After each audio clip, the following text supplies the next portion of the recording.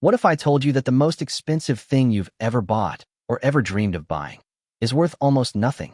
That the price tag exists not because of rarity, not because of beauty, not because of value, but because one company, about 100 years ago, decided it should, and then convinced the entire world to agree.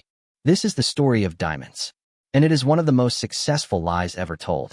Let's start with what you were taught. Diamonds are rare. Diamonds are precious. Diamonds are forever. A diamond engagement ring is the ultimate symbol of love and commitment. You probably believe at least one of those things. Most people do, and that's exactly the point, because almost none of it is true, and the people selling diamonds have always known that. Here's what's actually true. Diamonds are not rare. They are one of the most abundant gemstones on Earth. Deep in the ground, there are deposits of diamonds so vast that if they were all released onto the market at once, diamonds would be worth roughly the same as semi-precious stones. Pretty, but not priceless. Not even close. So why do they cost what they cost? One company, one family, one decision made in the late 1800s that changed the entire diamond industry and eventually changed what love looks like in the modern world. In 1888, a British businessman named Cecil Rhodes founded De Beers Consolidated Mines in South Africa. Rhodes had noticed something that should have been obvious to anyone paying attention. The more diamonds you flood the market with, the less each one is worth. Supply and demand. Simple economics. So De Beers did something no company had done quite so boldly before. They bought up every significant diamond mine they could find. They controlled how many diamonds entered the market each year. They kept the rest locked in vaults. And they convinced the world that what was actually abundant was somehow scarce. By the early 20th century, De Beers controlled roughly 90% of the world's diamond supply. Not because they owned the most valuable stones. Because they owned the tap. They decided how much flowed through. They decided what diamonds were worth. And for decades, the world had no idea. But controlling supply wasn't enough. Because diamonds still had a problem. Nobody actually needed one. Until 1938, diamond engagement rings were not standard. They were not traditional. They were not expected. Wealthy Europeans had been giving them as gifts for centuries. But for the average person, an engagement ring was just as likely to be a simple gold band. The diamond was optional. Occasionally fashionable. Certainly not required. Then De Beers hired an advertising agency called NWR. And everything changed.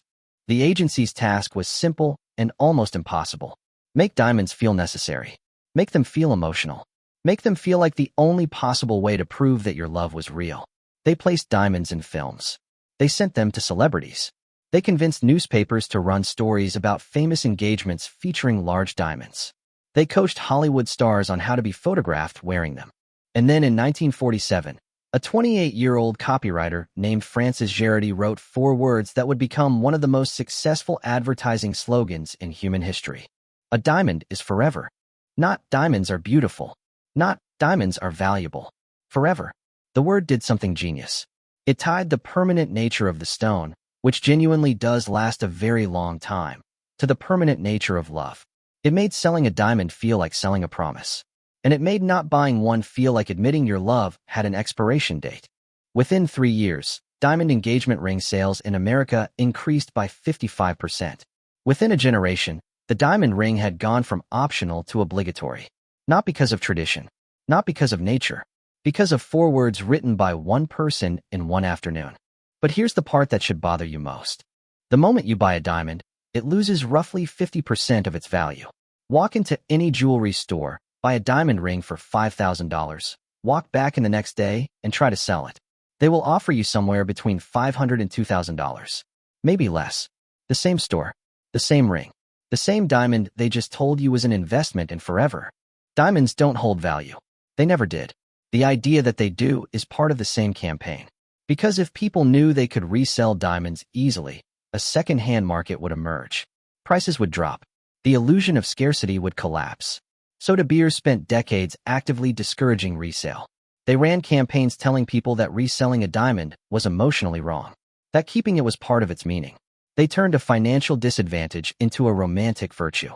And it worked. Again. So here's where we are. Diamonds are not rare. Their price is controlled by a single company that spent a century manipulating supply.